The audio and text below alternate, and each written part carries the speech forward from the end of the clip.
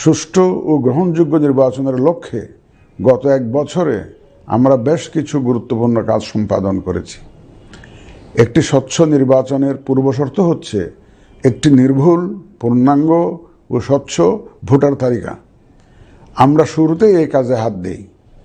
গত এক বছরে নতুন ভোটার অন্তর্ভুক্তির পাশাপাশি ভোট বিমুখ এবং বাদ পড়া প্রায় ৪৫ লক্ষ ভোটারকে তালিকায় অন্তর্ভুক্ত করা হয়েছে এবং ২১ লক্ষাধিক মৃত ভোটারকে তালিকা থেকে বাদ দেওয়া হয়েছে।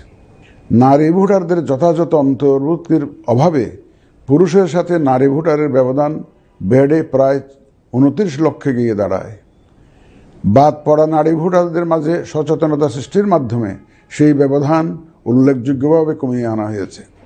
আইন সংশোধন করে ভোটার হওয়ার যোগ্যতার তারিখ প্রতি বছর ১ জানুয়ারির পরিবর্তে কমিশন কর্তৃক নির্ধারিত দিনে নির্ধারণ করা হয়েছে। এর ফলে ৩১ অক্টোবর ২০২৫ পর্যন্ত যোগ্য তরুণ ভোটারগণ ভোট দিতে পারছেন।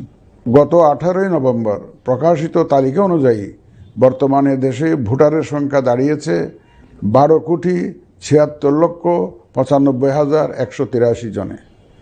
এর মধ্যে পুরুষ ভোটারের সংখ্যা ৬,৪৮,১৪,৯০৭ জন এবং নারী ভোটারের সংখ্যা ৬,২৮,৭৯,০৪২ জন।